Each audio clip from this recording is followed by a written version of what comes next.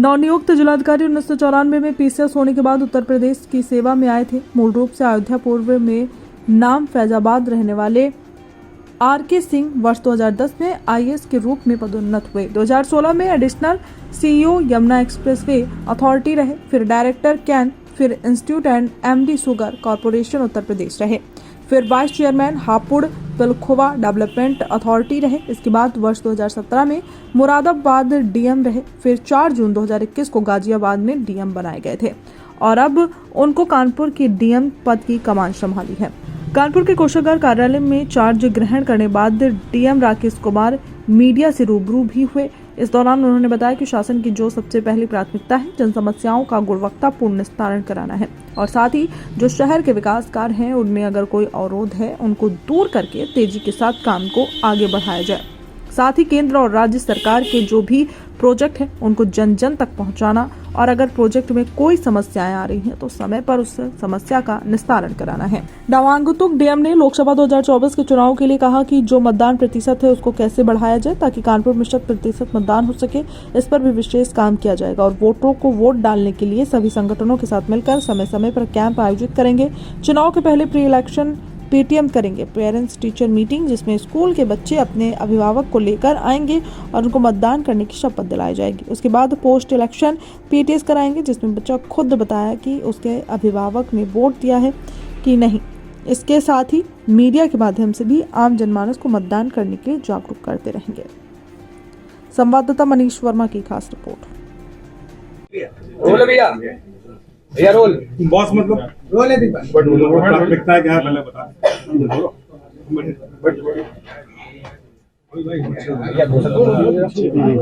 शासन ने आपको यहाँ पे बना के कानपुर जैसे महत्वपूर्ण जगह पे भेजा, मुरादाबाद और गाजियाबाद जैसे शहरों में डीएम बतौर रहे, तो कानपुर में किस तरह की प्लानिंग के साथ आए, क्या है?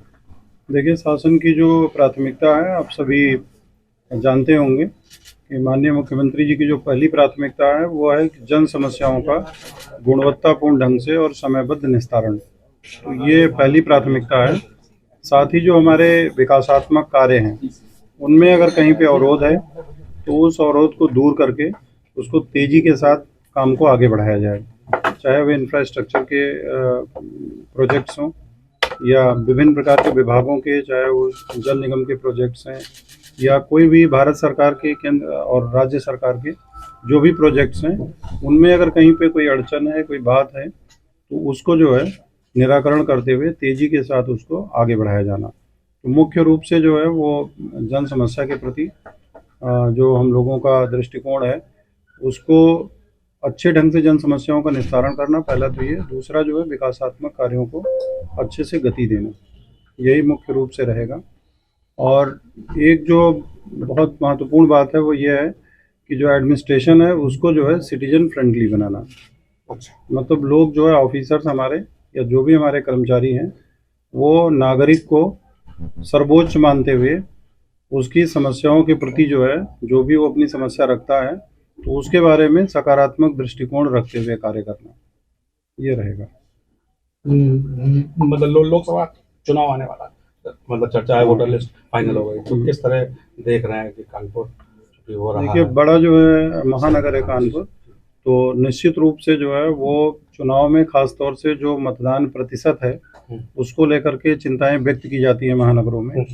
लेकिन इसमें हम लोग स्वीप के माध्यम से गतिविधियां करते हैं, लेकिन उसको थोड़ा और काफ़ी डिसेंट्रलाइज करेंगे स्वीप की एक्टिविटीज़ को।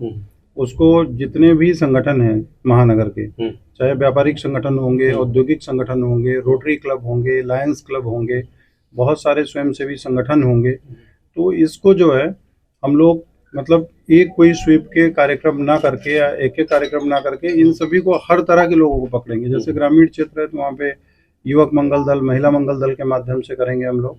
बहुत सारे तरह के जितने भी प्रकार के ऑर्गेनाइजेशंस हैं, जैसे सिविल डिफेंस अगर यहाँ होगा तो उसके भी जो है लोगों को इन्वॉल्व किया जाएगा। स्काउट गाइड, एनएसएस, इन सब लोगों को इन्वॉल्व करके एक ऐसा माहौल बनाया जाएगा। बहुत सारी चीज़ें जो है हम लोग इस बार जैसे एक इस संबंध में जो है वो मैं ये कोशिश करूँगा यहाँ पे अपने डीआईओएस और बीएसए के माध्यम से कि हम लोग चुनाव के पहले एक प्री इलेक्शन पीटीएम करेंगे। अच्छा है ना। इसमें क्या करेंगे सर? पेरेंट्स टीचर मीटिंग, अच्छा। उसमें जो है बच्चा पेरेंट्स को लेकर के आएगा, माँ बाप को अपने, हाँ हाँ। और वो उस दिन शपथ दिलाई जाएगी स्कूल में। अच्छा। और अलग अलग क्लास, एक दिन पूरे स्कूल की पीटीएम एक दिन नहीं होगी, हम्म। किसी दिन क्लास 1 की होगी, किसी दिन क्लास 2 की होगी। हम्म।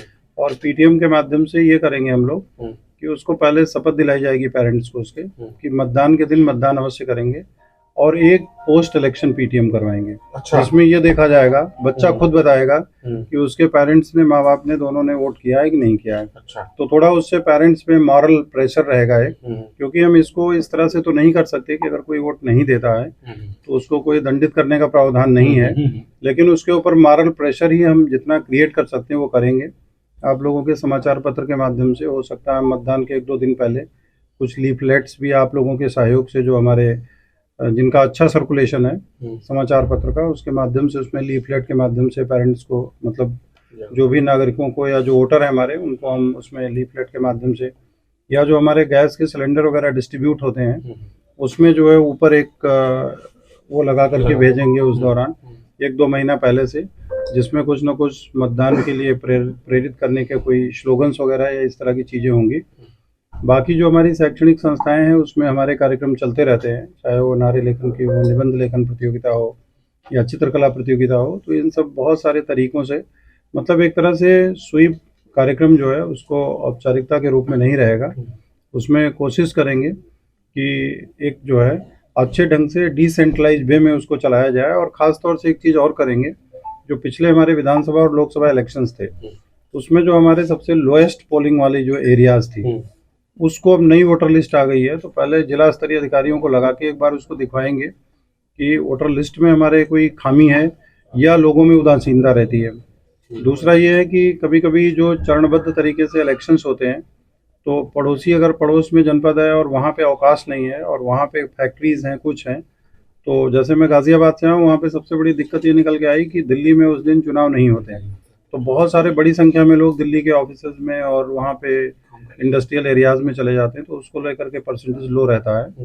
तो यहाँ पे भी हम उसको पहले फाइंड आउट करेंगे कि हाँ हमारा बहुत ही लो परसेंटेज रहा है, उसका रीज़न क्या है, और रीजन एक बार जानने के बाद फिर उस पर एक्सरसाइज करके उसको कैसे बढ़ाया जा सकता है उस पर काम करेंगे। तो कुल मिला के इसमें हम सभी लोग जो है, पूरी टीम काम करेगी और आप लोगों का सहयोग लेंगे, और मुझे लगता है कि इस बार कानपुर में अच्छा पोल परसेंटेज रहेगा।